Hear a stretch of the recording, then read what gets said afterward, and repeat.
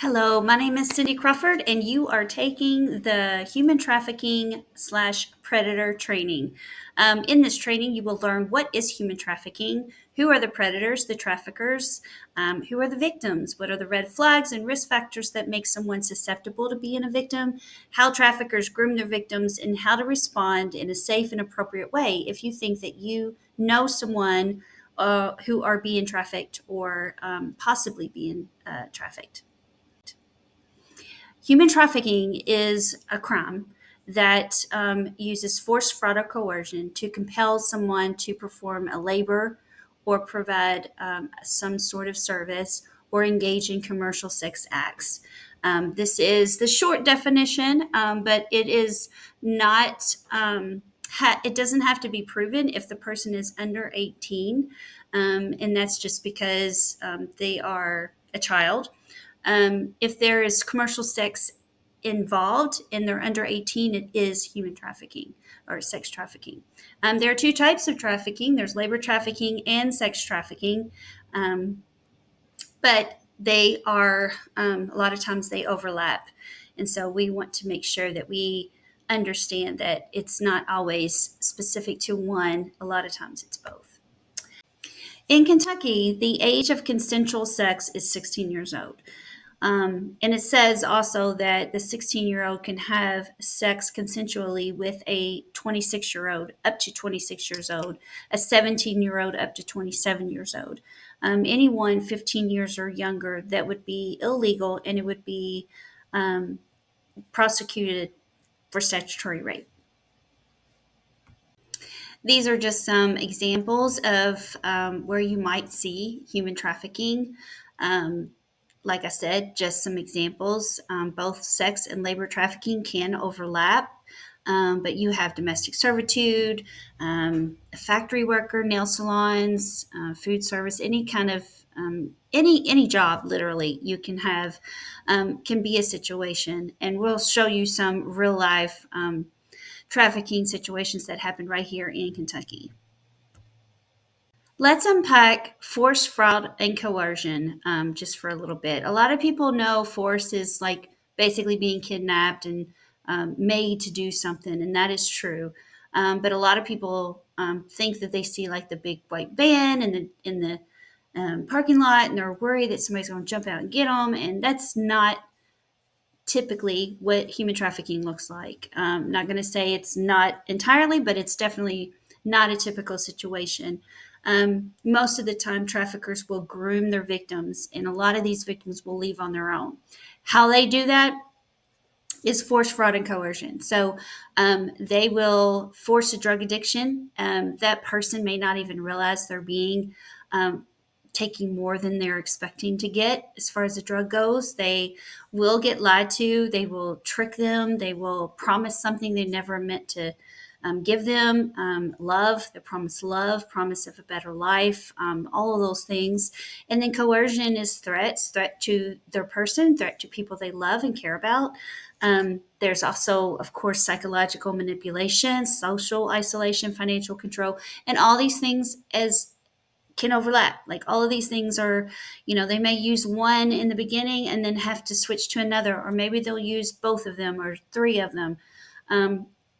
Traffickers are predators, and so they use the same kind of MO. They will do what they can to get close to that victim or potential victim and then groom them so that they don't realize that it's happening. Now, when we talk about human trafficking, it is a crime. It is an economic crime. And so when you think about anything economically, there's money involved, right? Well, commercial sex trafficking is something in exchange. And even when you have labor trafficking, you have a labor that's exchanged for a product, or they're making a product for you to sell to make money off of. And so just like that, the predators are the traffickers, the buyers are the demand. They are the one buying the product, and then you have the product itself, which is the victim. Unlike other products, you can sell that product. You sell it, you have to replenish it. So it means you have to buy another product to sell it, or make it to be able to sell it. And with a human, you sell that human over and over again. And so they are used over and over again. They're worn. Typically, it takes, they say, a victim of sex trafficking lasts about 7 years. They will either be killed, they will either commit suicide, or they will just be die on their own because of their injuries. So, some real cases that we have seen recently, the Department of Labor found over 300 minors working at three McDonald's franchisees. And part of the investigation was in Louisville, Kentucky. Those McDonald's franchisees operators um, hired two 10-year-olds and worked at one of the locations unpaid as late as 2 a.m. One of them was even permitted to operate a deep fryer, which really is only for a 16-year-old. And then under Kentucky law, minors younger than 14 years old are not even allowed to work. So this is a real case of human trafficking.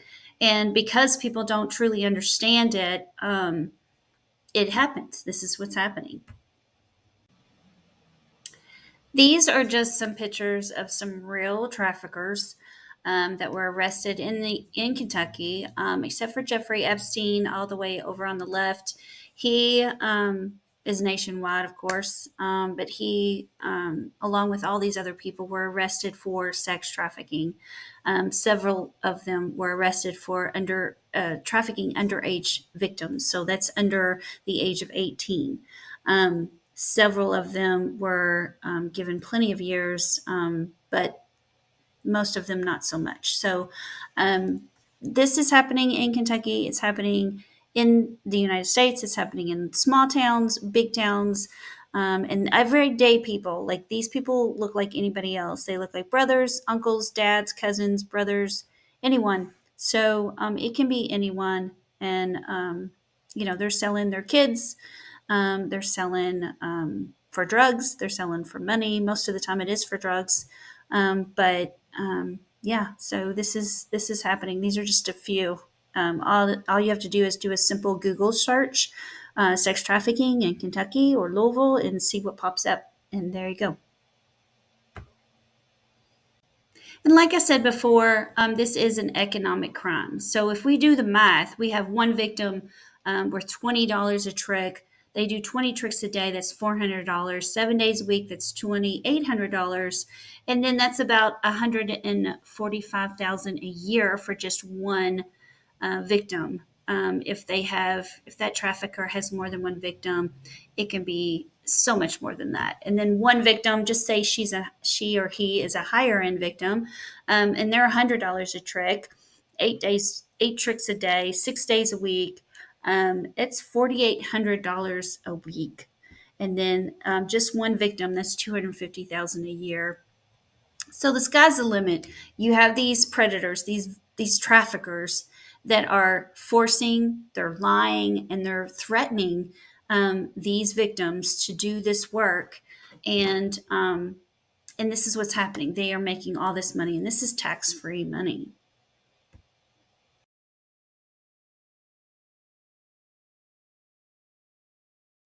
I took this picture of this woman that was in Lexington, and she was just walking down the street. She caught my eye when I was driving, and I was like, "Is she barefoot?" And so I just kind of, it caught my attention, and I just kept looking at her through the rearview mirror at this point, and I was like, "Oh my gosh, she's literally barefoot." It's been raining. Obviously, you can see it was kind of wet that day, and very it wasn't hot, but it definitely wasn't super cold either. But I mean, here she is barefoot. She barely wearing any clothes with this overcoat on.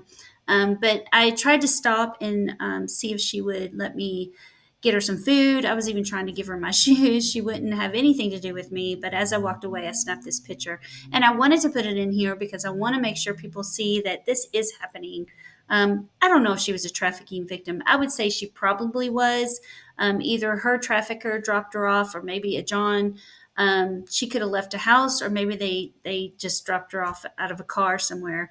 Who knows? But she definitely was not in a good way, and um, she wouldn't come with me. But at the intersection, there was a police officer there, so I was, all I can do is pray that he would help her get the help that she needed.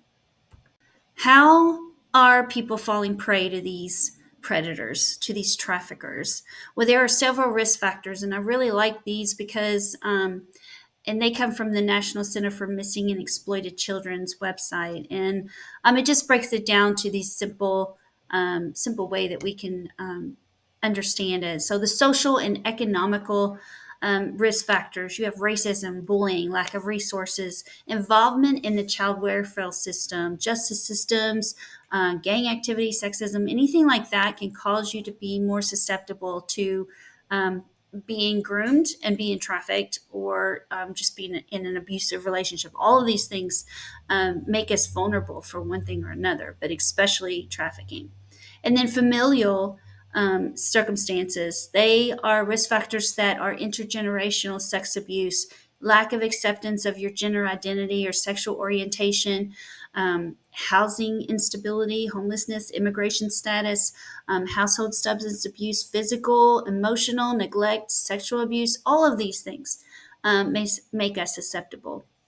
And then individually, if the individual has a history of trauma, lack of support from family or healthy adults in their life, low self esteem, depression, anything like that. And then also any kind of developmental or physical disability or substance abuse that also makes us vulnerable to being groomed and being trafficked. So, who are the traffickers? Well, grooming happens because somebody has become close to us and allowed us to interact with them. So it doesn't matter. It can be online, it can be somebody in your family, it can be somebody that you trust, like somebody, clergy or a pastor, or um, a coach or a teacher. It can be anybody that has proximity to somebody who's vulnerable. Who are the most vulnerable? Our youth. And so our youth are most susceptible to these kind of things. And a lot of times they will find out, or they'll know some of the backstory of why somebody is vulnerable. Maybe the parents are going through a divorce, or maybe if they are doing drugs, if they're incarcerated, even if they are in a place where they are just struggling with something and there's no healthy adults around them, or maybe there are and they're not utilizing their support system. Somebody who's close to them can see that. And then online, they can pretend to be somebody they're not. They can act like a friend. They can say all the right things.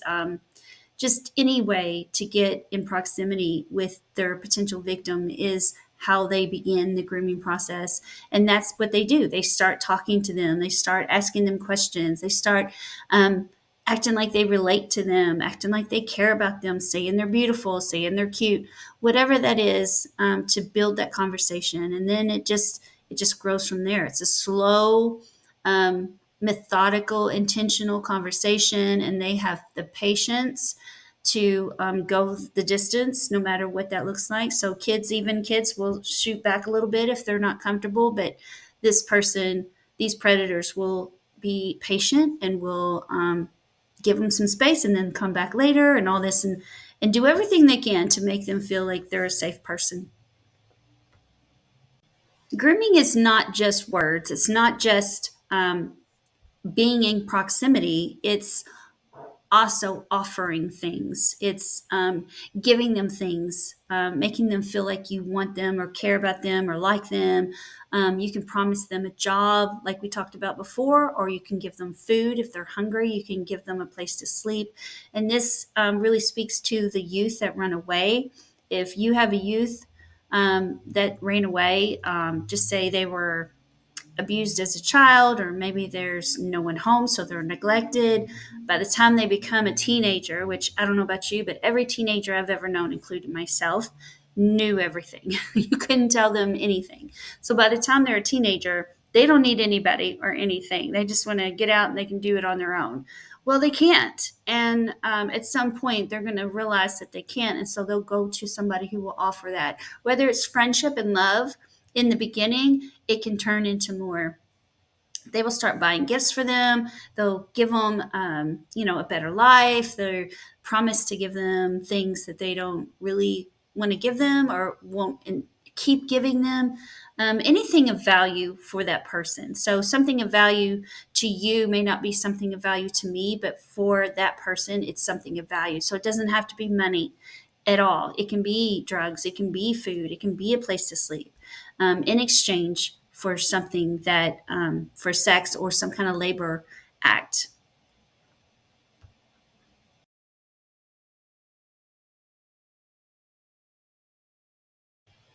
So as you can see in the video, there is this blurry lines between peer and friend, adult and stranger, this safe, unsafe environment that our kids are in online and around other people. There's no longer the stranger danger. Of course, that's a thing. But now we have to teach our kids to watch out for relatives. We have to teach our kids that you can't always trust a teacher. You can't always trust a pastor. Like, we have to teach them how to be aware of themselves and stand up for themselves and speak up for themselves. And that's just how it is from now on. I know when I grew up, it was all about stranger danger. And, our parents taught us, don't talk to people when they come to you wanting you to get in their car. And even if they want you to help them find the puppy that they lost, things like that. Not always it's not always not the case, but it definitely is not the same world that we lived in before. And so we just really have to be careful and teach our youth how to protect themselves, how to stand up for themselves, find their voice when something doesn't feel right. It's okay to say no, those kind of things. So in Kentucky, we are ranked ninth for new human trafficking cases and sixth for childhood abuse and neglect cases.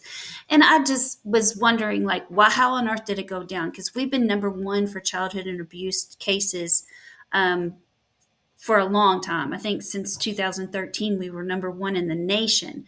And then just a couple of years ago, it went down to number six. And I don't think that we necessarily are getting better, but I think other states are getting worse. So this is just the reality, and we have to talk to our kids. We have to teach them. Now that you know what human trafficking is, what it looks like, how it happens, the grooming process, you've seen examples, pictures of what some human trafficking people look like. You understand what victims are, how they become victims. Now what? So I like to teach SOAR, which is stop, observe, ask, and respond. And this is a way that we, as normal, everyday people, can just do something about it. Stop means understand the scope of human trafficking. What is the types of human trafficking? What does it look like? And you're here getting this training, so you are at that point right now. When you do see something or think you see something that might be human trafficking, I want you to observe. Observe what the verbal and nonverbal indicators are. We've told you some of the risk factors, and we've gone through the red flags, but we need to observe it. We can't just go attack, which is a lot of us want to do, especially myself. But we need to be safe. And so let's just recognize, observe what's going on, take note of what you see. And then we're going to ask, identify, interact with individuals who have experienced trafficking using victim centered, trauma informed approach. Now, this doesn't mean if you think you see something, go talk to them and start asking them questions. Are you being trafficked? Absolutely not. That is not what we do. But we do need to ask these individuals, if we get a chance to interact with them, we want to be victim centered. And we'll talk about that in just a little bit. And then how do we respond? What is the most effective and appropriate and safe way that we can respond to help that victim and to make sure that we are safe and we're not re-victimizing them and we're not causing more issues for them? A lot of times you may think that this person's being trafficked and you don't see anybody with them, but that doesn't mean that they've got their baby at home or that somebody's been following them or they're just trying to catch them in, talking to somebody else. You don't know what is going on. So it is not ever appropriate or safe for you to go up to a potential trafficking victim and try to help them because you just don't know what the circumstances are. Observe. So we've we've stopped. We think we see someone who might be trafficked. So now we're going to observe. We're going to look at the red flags. Is the client or this person able to talk? Is somebody else doing all the talking for them? That's a red flag. Are they not able to leave them alone? Like, are they not allowed to get alone with the doctor or the nurse or the teacher or whatever? That's a red flag. In a school setting, is there a change of behavior? Maybe they're no longer coming to school wearing the wrong clothes for the season. Maybe their clothes don't fit right and never fit right. In a work setting, are they allowed breaks? Are they allowed to eat or drink? Do they get to keep their ID or their identification for their status for being legal? Do they appear agitated or scared or nervous? Do they know where they are? Do they know the date? Do they know the state? Are they lying about their age or carrying false identification or multiple hotel keys? And is there branding? Any of these kind of things can be a red flag. Don't get it wrong that this is not a telltale sign that this is trafficking. This is just a red flag. It means that, for me, it means that there's more questions to be asked. There's more information to be got, and so we can't always get that information. But this is a red flag. Now, when I say ask, I mean only when you're able to talk to a victim, and this is just in a situation where you've been trained and you're with somebody else. I mean, I just don't ever say go talk to them because it's just not the best idea. But just say, for instance, you work at a speedway and you see somebody that comes in quite frequently and you think she might be a trafficking victim. That might be a chance to build a relationship because that's where it's at. Build a relationship, note what you see, ask questions only when it's appropriate. You may not see, like I said, you may not see the trafficker, but don't assume that it's safe to talk to them or don't assume that they're alone because you don't think they're with them. And don't think that you're going to hear what you want to hear. Like, you may know and see things and witness things and be like, oh, she's definitely being trafficked or he's definitely being trafficked. Don't think it's easy to get out because it definitely isn't. And she or that victim does not always identify as a victim. So you may see it clear as day, but she or he may not. And so it is not an like, come on, I know you're being trafficked. Let's go. Let me get you to safety. It doesn't work that way. This is not like the movies. This is a slow, methodical situation that we have to really be thoughtful about. And then how do you respond? So if you believe that someone's being trafficked, you can call 911. Call the trafficking hotline as well, because they make a report and then it goes down to the local level. But how long it takes to get there, I don't know. But especially if you think that person is under 18, call 911. Understand getting out is not easy. Don't make this about you, and ask questions before you assume. One of the things that traffickers do to their victims is keep them under their thumb. Victims of human trafficking don't have control. And so if you come in and say, oh, I'm going to call the police, you're being trafficked, you're taking away their control. And as hard as it is, because you know that this is probably not a good situation, you want to get them help, you want to save them. And that's just not what we do. So we can only offer help. And I would say something like, it looks like, you really need some help. It looks like you need to go to the hospital. Can I call an ambulance? Can I take you? Can I call a friend of mine who works in a hospital? Can I, whatever. And you ask them permission before you do anything. Don't want to take away their control. If you have a desire to learn more about human trafficking and sex trafficking, there are so many resources out there. These are some of my favorites. There's some really good resources and not so good resources, but these are some of my favorites. The podcast Ending Human Trafficking with Sandy Morgan and Dave Stachowiak is an amazing informational resource because they interview law enforcement, prosecutors, attorneys, judges. They interview service providers, survivors. So we just it's a lot, and so there's so many things you can learn. Enough.org is about pornography, how to address it, how to talk about it with somebody you love that may need some help.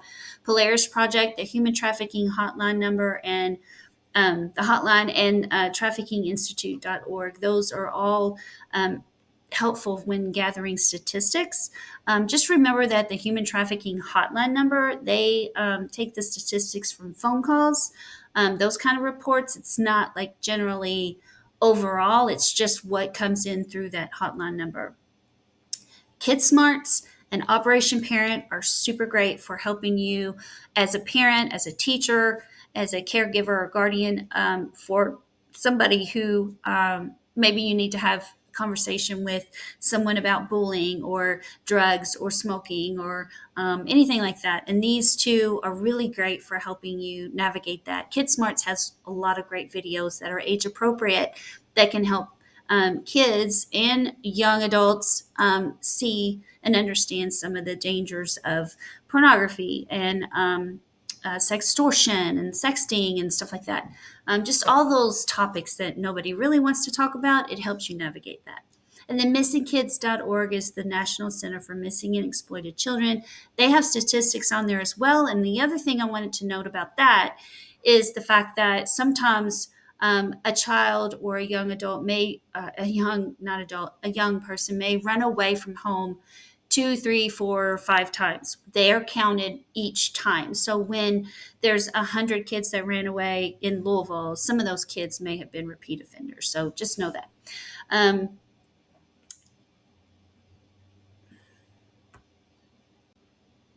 Bottom line, human trafficking can happen to anyone. Traffickers are predators. They will put themselves in proximity with the victims that they want to groom. And then traffickers look like you and me. They look like all of us. They look like an uncle. They look like a brother. They look like a cousin. They look like a sister. They're men. They're women. Regardless of their age or economic status or citizenship, traffickers can be anyone. Also, most trafficking victims don't realize that they're victims, and so they don't even realize that it's a crime. This has been normal life for them for a long time, and so they don't even realize that there is resources out there to help them. And so that's our job, to help them get to those resources. But it is tricky because a lot of these women and boys and men, they have been master manipulators their whole life. So it's tricky. So if you have any questions, please please email me, call me if you want, text me. My number is 502-797-9698. And I would love to have you just do what you want to do at Sycamore Farm. We would love to have you. We have many places to get you plugged in. But if this is something that you want to do, please reach out. Please ask questions. We'd love to have you. Thank you.